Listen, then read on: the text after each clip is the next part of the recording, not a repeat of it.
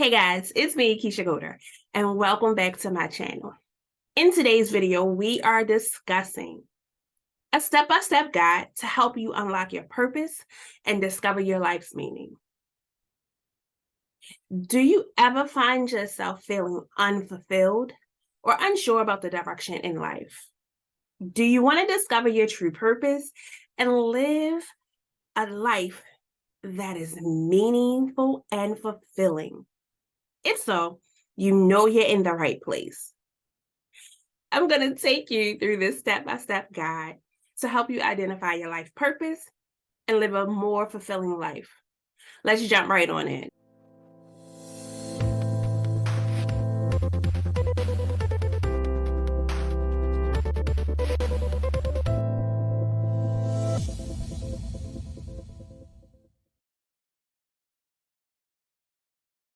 The first step to identifying your life purpose is to identify your values and passions. What do you truly care about? What makes you feel alive?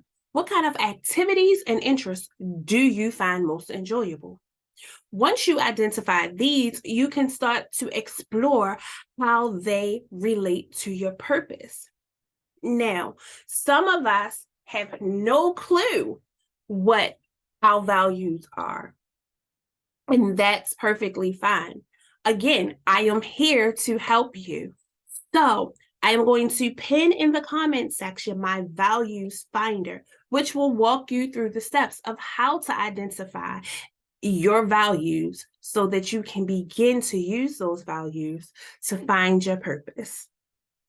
Step 2 is to identify your strengths and your talents. We all have things that we're good at. Some of us are naturally good at, and then others of us have worked very hard over time to become good at those things. What are they? How do you excel in those areas? What things do friends come to you to always fix? These are all indicators of things that you're good at, whether it's a strength or a talent. When you identify your strengths and talents, you can begin to consider how they can be used in a way that aligns with your purpose. For example, I know that one of my strengths is always it. For example, I've always known that I was good at helping people. People always came to me for help in different areas of things. So I tried to figure out what was best for me in my life in regards to helping people. While doing that, of course, I tried different things.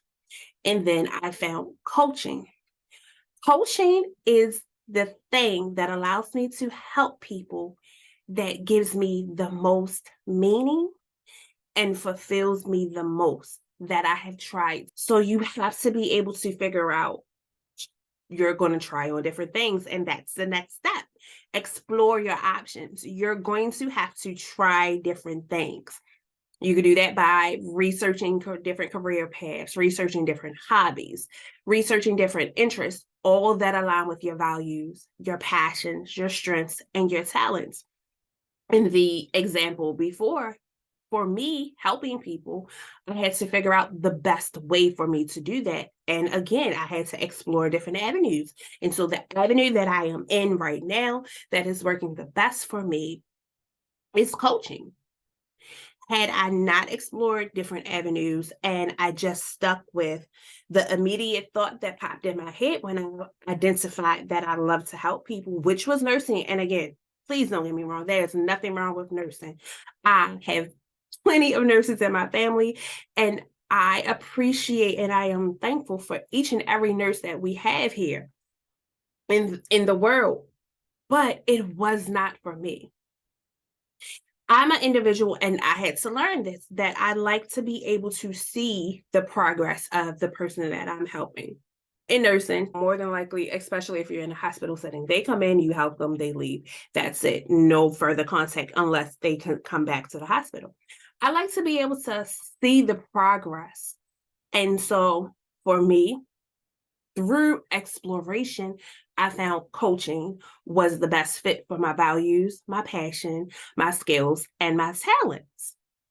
And so you just have to keep exploring, try talking to people who already work in the area or the field that you want to get into, gather information, research, see what opportunities are available to you, because I'm sure that anything that you can think of doing, there is someone that is already doing it, that has already taken the path to get started, and that can help you by sharing information with you on how you can get involved in that option.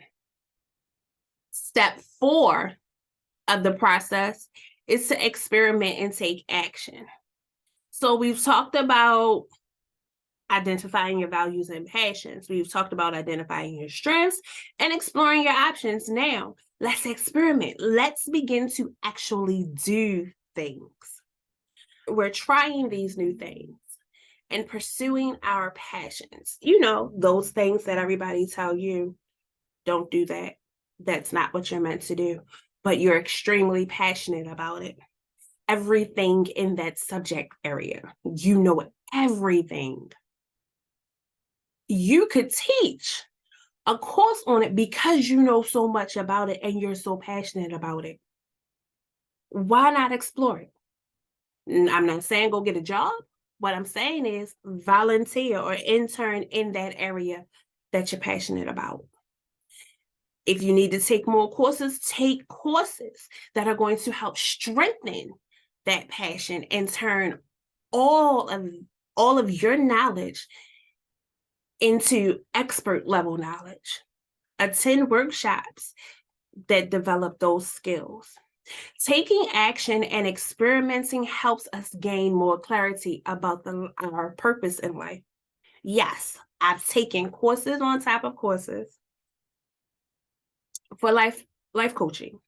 I've taken courses that are not directly related to life coaching, but the subject matter is a subject that can only enhance my level of expertise as a coach. See, most people would think, oh, I'm just going to take the certification to be a life coach and that's it. But there are so many different things that go into being a coach. I've taken courses on emotional intelligence. I've taken courses on neuro-linguistic programming, NLP for short. There are so many things that you can do, so many courses that you can take that help you get better at your craft. And when you take these courses that are not directly related to your area, your skill, you're able to see how much actually goes into it. And if you are willing to commit to all that it entails and all that it involves. The 5th step is to evaluate your progress.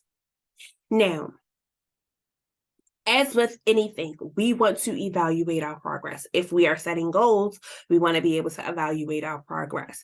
So you need to regularly take time to reflect on your journey and assess whether you're moving in the right direction. Because you could be moving, but you don't feel like you're moving.